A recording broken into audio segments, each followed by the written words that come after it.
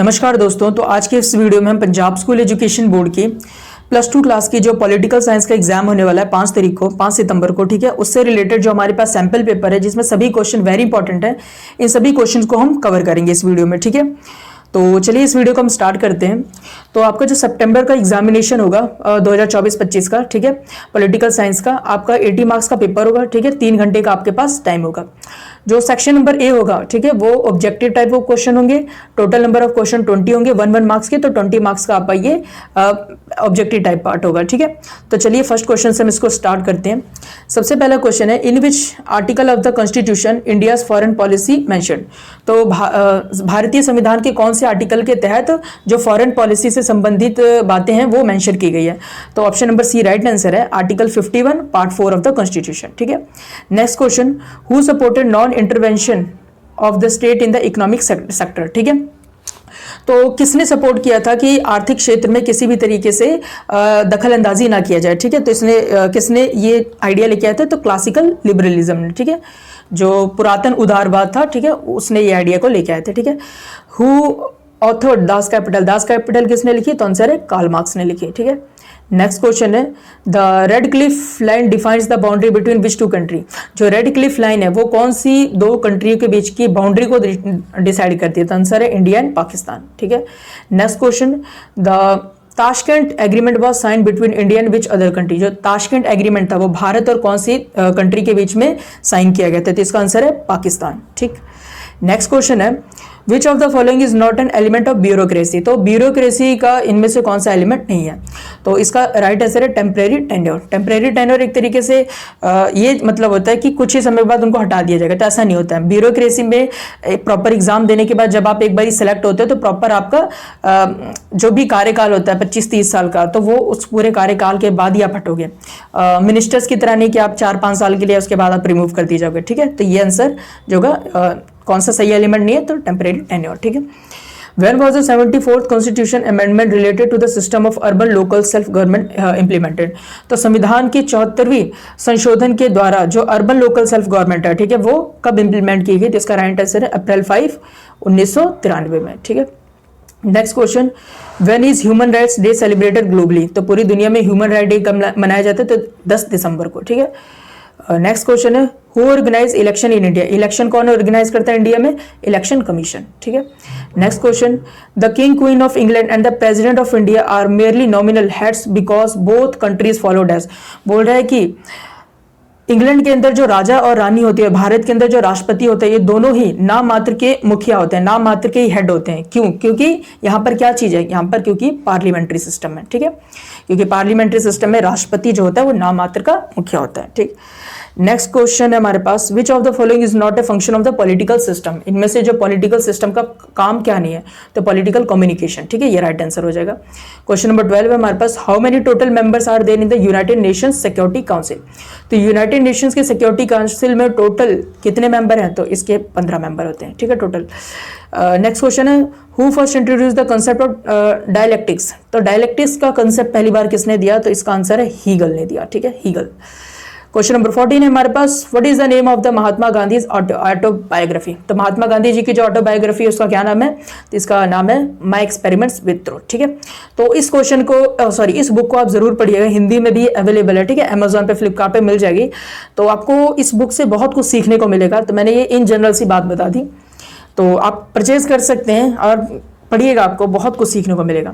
Question number 15 है हमारे पास, what is the name of the David Easton's book. David Easton की किताब का क्या नाम है, पॉलिटिकल सिस्टम। नेक्स्ट क्वेश्चन है, name one social obstacle to democracy. Democracy के रास्ते में एक चुनौती क्या चीज है, इलिटरेसी, अनपढ़ता। Question number 17, name the first president of the Indian National Congress. Congress के जो पहले प्रेसिडेंट थे वो कौन थे, उमेश चंद्र बनर्जी थे, ठीक है। क्वेश्चन नंबर 18 है, what are the 3 forms of liberalism. उदारवाद के 3 रूप बताइए, ठीक है। तो कौन कौन से, क्लासिकल लिबरलिज्म, नियो लिबरलिज्म और कंटेम्प्रेरी लिबरलिज्म, ठीक है। क्लासिकल मतलब पुराना, न्यू मतलब नया, कंटेम्प्रेरी मतलब आज के समय का बिल्कुल आधुनिक, ठीक है, मतलब नया से भी एक नया ये फॉर्म है, ठीक है। नेक्स्ट क्वेश्चन है, the territory of state is limited compare to the political system, ठीक है। बोल रहा है कि पॉलिटिकल सिस्टम की तुलना में जो टेरिटरी होता है किसी भी स्टेट का, इलाका जो होता है किसी भी स्टेट का, लिमिटेड सा होता है, तो इसका आंसर है फॉल्स, ठीक है, लिमिटेड नहीं होता, तो फॉल्स है इसका आंसर। सेक्शन नंबर बी जो आपके पास होगा वो होगा 4 मार्क्स के क्वेश्चन, ठीक है। आपके पास टोटल 9 क्वेश्चन दिए होंगे, 9 में से आपने 6 क्वेश्चन अटेम्प्ट करने होंगे और 4-4 नंबर का क्वेश्चन होगा। तो 24 मार्क्स का जो आपका होगा ये होगा 4 मार्क्स के क्वेश्चन, ठीक है। तो पहला क्वेश्चन हम देखते हैं। पहला क्वेश्चन है राइट 2 फंक्शंस। यहाँ पे देखिए जहां जहां पे 2 लिखा है 4 मार्क्स का क्वेश्चन है, तो यहाँ पे आप कर लीजिएगा 4, ठीक है। तो right 4 functions of the interest groups of pressure group. जो प्रेशर ग्रुप होते हैं उनके 4 काम बताने आपने, ठीक है।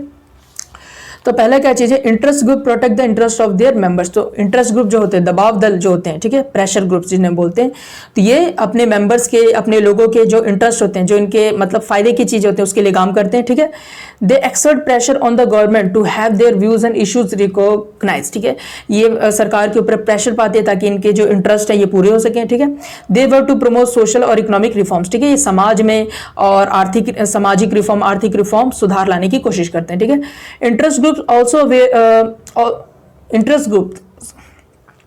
Interest group raise awareness among people about their issues. तो इंटरेस्ट ग्रुप क्या करते हैं, लोगों को उनके जो जितने भी इशू होते हैं उनके खिलाफ आवाज उठाने के लिए और जागरूकता फैलाने के लिए काम करते हैं, ठीक है। These group assist in bringing change to political policy and laws, ठीक है। ये जो ग्रुप होते हैं कोशिश करते हैं कि जितने भी कानून वगैरह है, ठीक है, जितने भी राजनीतिक दल वगैरह के कानून बनाए जाते हैं, ठीक है, उन सभी में सुधार और मतलब चेंज किया जा सके, ठीक है।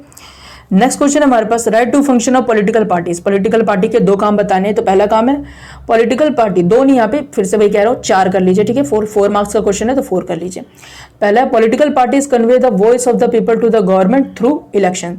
तो जो पॉलिटिकल पार्टी होती है क्या करती है, वो जनता की आवाज को सरकार तक पहुंचाती है इलेक्शन के थ्रू, ठीक है। They help in framing policies that contribute to the country's development, ठीक है। वो पॉलिसीज वगैरह, कानून वगैरह, नए नए नीतियां वगैरह बनाते हैं जिससे कंट्रीज के डेवलपमेंट के में योगदान देते हैं, ठीक है। Political parties unite people under a common platform, ठीक है।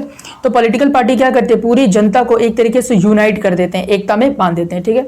उसके बाद during election they campaign keeping the interest of the people in mind, ठीक है। इलेक्शन के समय में वो इस चीज का ध्यान रखते हैं कि लोगों के इंटरेस्ट क्या क्या चीजें, ठीक है, लोगों की मांगे क्या क्या है, ये सारी चीजें। Once in government they make laws for the welfare of the people. एक बार अगर उनकी सरकार बन जाती है तो वो क्या करते हैं, जनता के लिए कानून बनाते हैं, ठीक है। उसके बाद क्वेश्चन नंबर 3 है राइट 4, यहाँ पे 2 की जगह फिर से 4 कर लीजिए। Write 4 obstacle to the nation integration. राष्ट्र की जो अखंडता है, एकता है, उसमें कौन कौन सी समस्याएं देखने को मिलती है, ठीक है। Linguistic division which reduce unity among people, मतलब लिंग्विस्टिक जैसे भाषा के आधार पर जो डिवीजन होते हैं, मतलब जो लोग एक तरह की भाषाएं बोलते हैं वो क्या करते हैं, ठीक है, वो सोचते हैं कि हमारे ही लोगों का भला हो, ठीक है। मतलब कि जैसे हम एक तरह की भाषा बोलते हैं तो हमारे मन में क्या चीज आता है, ठीक है, कि एक तरीके से हम अपने अपने लगते हैं, ठीक है। और बाकी अगर कोई और दूसरी भाषा बोलता है तो उस पर हम उतना कनेक्शन महसूस नहीं करते, ठीक है। तो भाषा के आधार पे भी क्या चीज आ जाता है, एक समस्या आ जाती है देश के लिए। रिलीजियस डिवीजन विच फ्रेगमेंट सोसाइटी, और जो एक धर्म के लोग होते हैं वो भी क्या करते हैं, अपने धर्म को प्रोत्साहित करते हैं, अपने धर्म जो एक धर्म को फॉलो करते हैं उन लोगों के भले के लिए सोचते हैं, ठीक है, ये सारी चीजें। Economic inequality which creates hated among people, और इकोनॉमिक इक्वालिटी, कोई अमीर है कोई गरीब है, ठीक है, जिसकी वजह से क्या चीज होता है, गरीब अमीर को देख के जलते हैं, ठीक है, उनके प्रति घृणा रखते हैं और अमीर गरीबों के प्रति घृणा रखते हैं, ये सारी चीजें। Regionalism where region interest are consider more important than national interest, ठीक है। इसमें क्या चीज होता है कि रीजनलिज्म मतलब कि क्षेत्रवाद, कि लोग एक क्षेत्र में रहते हैं तो वो सोचते हैं कि हमारे क्षेत्र का ज्यादा भला हो, ठीक है। जैसे कोई बिहार का है तो वो सोचता है हमारा बिहार ही अच्छा है, ठीक है, पंजाब अच्छा नहीं है। कोई पंजाब का है तो सोचता है बिहार अच्छा नहीं है, पंजाब अच्छा है। तो अपने ही स्टेट की बात करते हैं, तो इससे हम बोलते हैं रीजनलिज्म, ठीक है। उसके बाद क्या चीज है, political instability which has the country development. Political instability में राजनीतिक अस्थिरता जब आ जाती है, कोई सरकार गिरती है, नवी बनती है, तो एकदम से अगर जल्दी जल्दी सरकार गिरेगी, नवी बनेगी, तो इससे क्या चीज होगा, देश का विकास नहीं हो पाएगा, प्रॉब्लम बहुत सारी देखने को मिलेंगी। ओके, क्वेश्चन नंबर 4 है हमारे पास राइट 2, यहाँ पे फिर से 4 कर लीजिए। Write two 4 features of the Indian foreign policy. जो भारत की विदेशी नीति है उसके 4 फीचर बताने, विशेषताएं बतानी है। पहला क्या है, India's foreign policy is based on non alignment, meaning it doesn't align with block और फैक्शन, ठीक है। तो क्या चीज है कि भारत की जो विदेशी नीति, इसका पहला पार्ट ये कि भारत नॉन अलाइनमेंट रहेगा, यानी कि किसी भी कंट्री के साथ ये जुड़ेगा नहीं, ठीक है। ये एक तरीके से न्यूट्रल रहेगा, मतलब मान लीजिए 2 कंट्री के बीच में युद्ध हो रहा है, रशिया और अमेरिका के बीच में। अब अमेरिका भी इंडिया का दोस्त है, रशिया भी दोस्त है, तो इंडिया इस सिचुएशन में नॉन अलाइंड रहेगा, यानी कि ना रशिया का साथ देगा ना ही अमेरिका के साथ देगा, ठीक है। तो ये नॉन अलाइनमेंट है, ठीक है। उसके बाद Indian foreign policy focuses on establishing peaceful relation with neighbouring countries. तो भारत की जो विदेशी नीति है इस चीज पे फोकस करती है कि विदेशी कंट्रियों के साथ अच्छा रिलेशन बना के रखा जाए। It promotes greater partnerships in areas like trade and science through foreign cooperation, ठीक है। और साथ साथ में इंडिया की फॉरेन पॉलिसी इस चीज पे फोकस करती है कि ट्रेड वगैरह को बढ़ाया जाए, साइंस वगैरह को बढ़ाया जाए, ठीक है, जो बाहरी देशों के साथ कॉपरेशन करके, ठीक है, ये सारी चीजें। उसके बाद क्या है, India follow the rules of the United nation. जो यूनाइटेड नेशन के द्वारा बनाए गए रूल है उसको इंडिया फॉलो करेगा, ठीक है। This policy prioritize maintaining stability and adhering to constitutional core principles, ठीक है। अच्छा, इस पॉलिसी का मेन उद्देश्य ये भी है कि स्टेबिलिटी बना के रखना, ठीक है, और जो कॉन्स्टिट्यूशन है, हमारे संविधान है, उसके जो मेन कोर प्रिंसिपल है उनको फॉलो करें, ठीक है। ओके, नेक्स्ट क्वेश्चन है हमारे पास, व्हाट आर इलेक्टोरल बॉन्ड्स। तो इलेक्टोरल बॉन्ड्स क्या चीज होते हैं इसके बारे में आपने बताना है।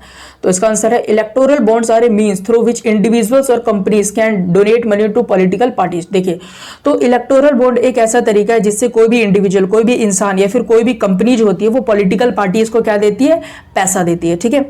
जैसे अभी बीजेपी काफी चर्चे में आई थी, जिसमें क्या चीज हुआ था कि कई सारी जो मीट इंडस्ट्रीज वाली कंपनियां हैं, ठीक है, बीफ इंडस्ट्री वाली कंपनियां, उन्होंने किसको, बीजेपी को इलेक्टोरल बॉन्ड दिया था, ठीक है, एक तरीके से पैसा दिया था, ठीक है, डोनेट किया था। These bonds allow financial contribution to political party without disclosing personal details, ठीक है। तो इस बॉन्ड के थ्रू क्या चीज होता है, जो पॉलिटिकल पार्टीज होती हैं उनको फाइनेंशियल कंट्रीब्यूशन मिलता है, एक तरीके से पैसे के रूप में हेल्प मिलती है। और ये जो पैसा मिलता है ये डिस्क्लोज नहीं किया जाता कि मान लीजिए बीजेपी को किसी कंपनी ने पैसा दिया इलेक्टोरल बॉन्ड के थ्रू, ठीक है, तो ये डिस्क्लोज नहीं होगा, ये सीक्रेट रहेगा कि किस कंपनी ने पैसा दिया, ठीक है। These bonds are issued by the government of India. और ये जो बॉन्ड इशू किए जाते हैं सरकार के द्वारा इशू किया जाता है, ठीक है। The bonds are purchase from banks, ये बैंक्स के द्वारा बॉन्ड्स खरीदे जाते हैं। And the donations are done in a recorded manner, और जो भी डोनेशन दिए जाते हैं वो सारी चीजें रिकॉर्ड की जाती है, ठीक है। This system was created to ensure financial transparency and prevent black money from entering politics, ठीक है।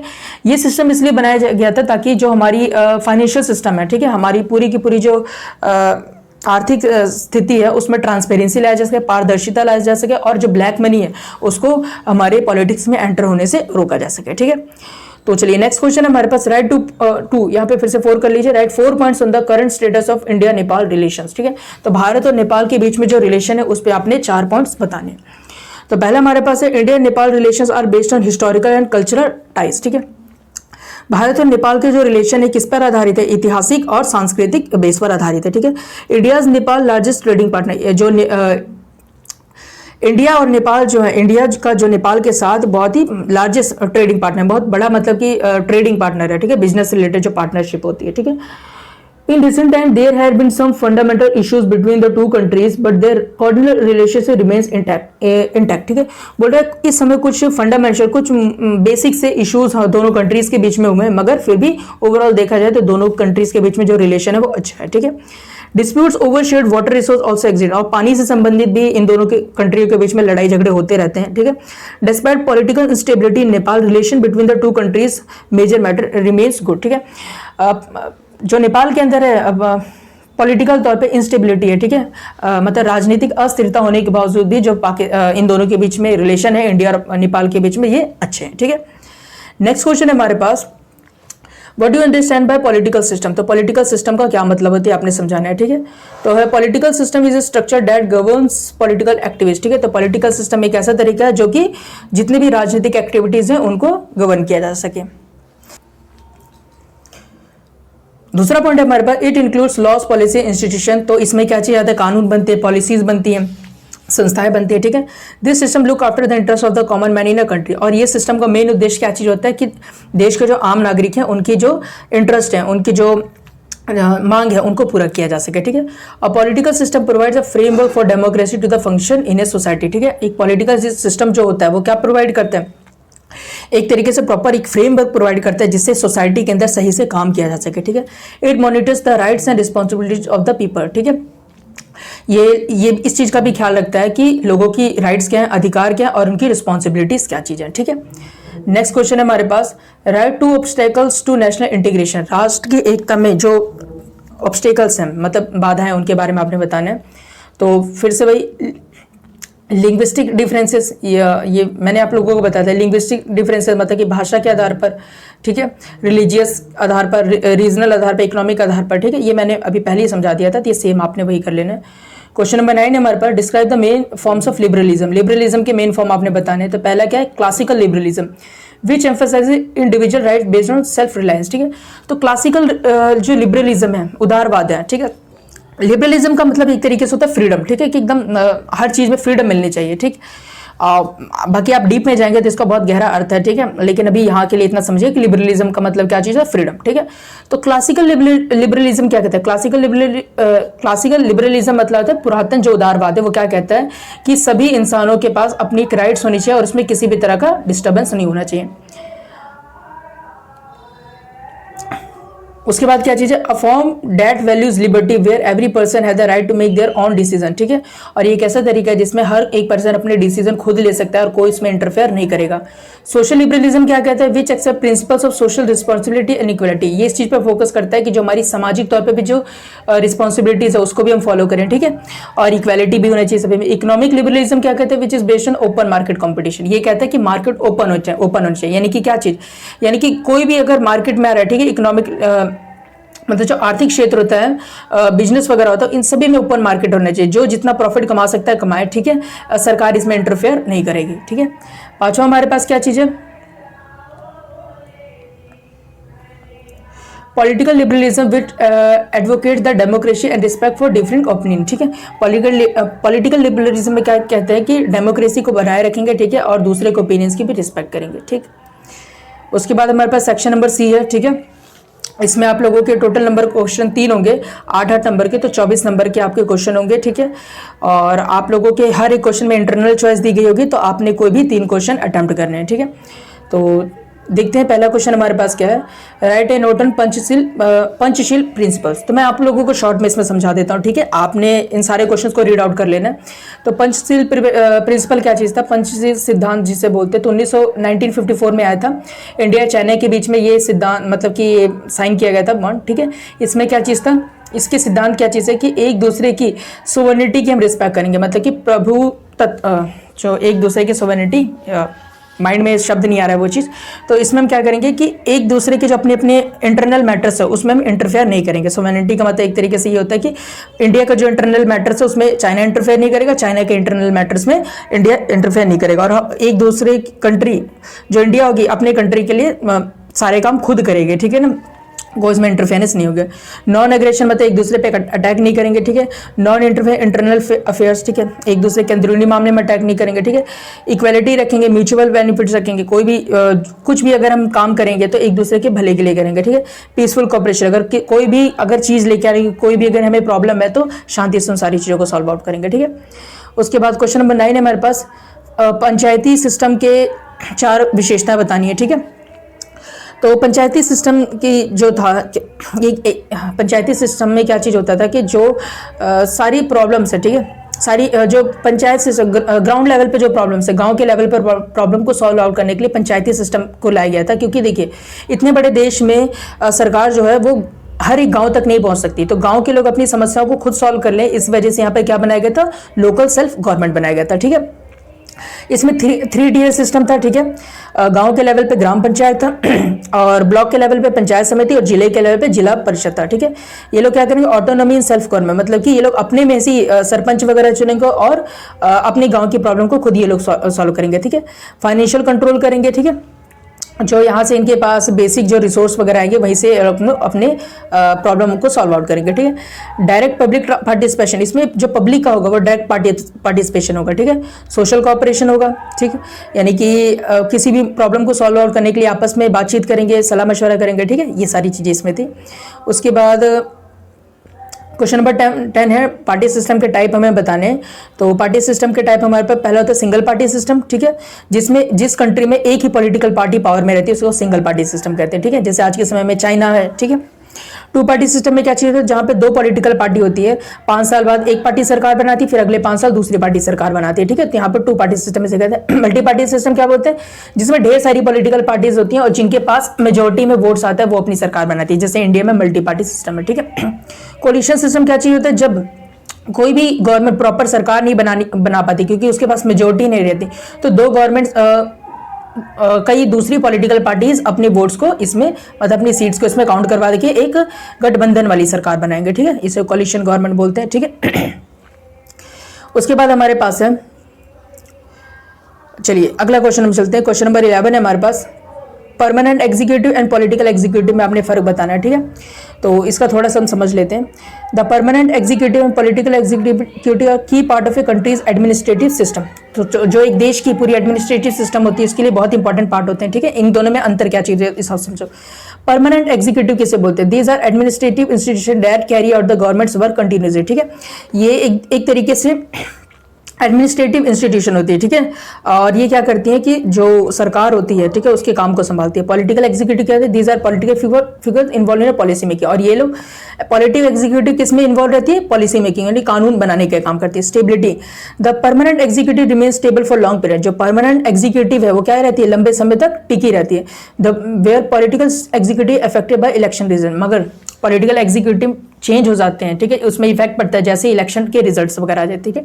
मैनेजमेंट और एक्शन की अगर हम बात करें तो the permanent executive implements policies, permanent executive policies को इंप्लीमेंट करती है, ठीक है, कानून को जो भी नीति बनाई जाती है उसको इंप्लीमेंट करने का काम करती है। While the political executive formulates them, ठीक है, और जो पॉलिटिकल एग्जीक्यूटिव होती है उसको बनाने का काम करती है, ठीक है। कंपिटेंस की बात करें तो permanent executive must be skilled. जो परमानेंट एग्जीक्यूटिव होती है उसके पास प्रॉपर स्किल होने चाहिए। While the political executive link to the country's political philosophy, ठीक है।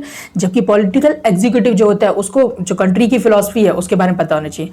यानी कि पॉलिटिकल एग्जीक्यूटिव का काम है कानून को बनाना, ठीक है। परमानेंट एग्जीक्यूटिव का काम है कानून को लागू करना।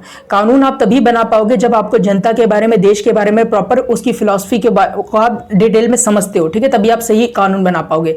और कानून बन गया, अगर आपके पास स्किल नहीं होगी तो आप कानून को लागू नहीं कर पाओगे, ठीक है, दोनों चीजें। क्वेश्चन नंबर 12 हमारे पास है, पॉलिटिकल सिस्टम के 4 फीचर्स के बारे में आपने बताना है, ठीक है। तो पहला feature administrative structure. Political system provide an organize structure for monitoring government affairs, ठीक है। प्रॉपर एक सिस्टम प्रोवाइड करती है जिससे कि गवर्नमेंट के जितने भी प्रॉब्लम्स अफेयर्स हैं उनको सॉल्व आउट किया जाता है। लीगल प्रोसेस, ठीक है, कोई भी रूल और लॉज जब लागू किए जाएंगे, बनाए जाएंगे तो प्रॉपर लीगल प्रोसेस फॉलो होगा, ठीक है। लोगों के राइट्स की प्रोटेक्शन होगी, ठीक है, और साथ साथ में ट्रांसपेरेंसी भी रहेगी। जिस तरह का भी कानून वगैरह कुछ भी काम किया जाएगा तो जनता को बिल्कुल पारदर्शिता से किया जाएगा, ठीक है, जनता के लिए अकाउंटेबिलिटी होगी। अगर कोई भी सरकार कोई काम कर रही है, ठीक है, तो उसे अकाउंटेबल होना पड़ेगा, यानी जवाबदेही देनी पड़ेगी, ठीक है। और प्रॉपर पब्लिक का भी पार्टिसिपेशन इसमें होगा, ठीक है। उसके बाद 4 प्रॉब्लम्स ऑफ डेमोक्रेसी के बारे में बताना है। तो करप्शन है, ठीक है, ये सारी चीज़ आपको बेसिक पता ही है। पॉलिटिकल स्टेबिलिटी, सरकार कभी गिरती है, ठीक है, इग्नोरेंस है, पड़ता है, मोरालिटी नहीं है, ठीक है, वेल्थ पैसे की भी बहुत कमी है, डिसएंगेजमेंट, ठीक है, ये सारी प्रॉब्लम देखने को मिलती हैं। उसके बाद आपके पास सेक्शन नंबर डी में आपके पास क्या चीज़ आएगा? पैराग्राफ को रीड आउट करना है और उसके आंसर देना है, ठीक है। तो 6 क्वेश्चन होंगे आपके पास, 2-2 नंबर के, 12 नंबर का आपका पैराग्राफ बेस्ड क्वेश्चन होगा, ठीक है। ये चेंज भी हो सकता है थोड़ा बहुत, ठीक। तो उसके बाद इन सारे क्वेश्चंस को आपने रीड आउट करना है और आंसर देना है, ठीक है। तो ये चीज़ें तो आप कर ही लोगे। तो इसी के साथ गाइस जितने भी इंपॉर्टेंट क्वेश्चन है हमने सभी को कवर कर लिए हैं। एग्जाम से पहले इन सारे क्वेश्चंस को आप रीड आउट करके जरूर जाइएगा, ठीक है। इसकी पीडीएफ मैं डिस्क्रिप्शन में प्रोवाइड कर दूंगा, वहां से आप इसे डाउनलोड करके अच्छी तरीके से रीड आउट कर लीजिएगा, ठीक है। तो अगर आपको वीडियो अच्छी लगी हो तो प्लीज़ चैनल को लाइक सब्सक्राइब कर दें, ठीक है। तो मिलते हैं नेक्स्ट वीडियो में, तब तक के लिए थैंक यू वेरी मच।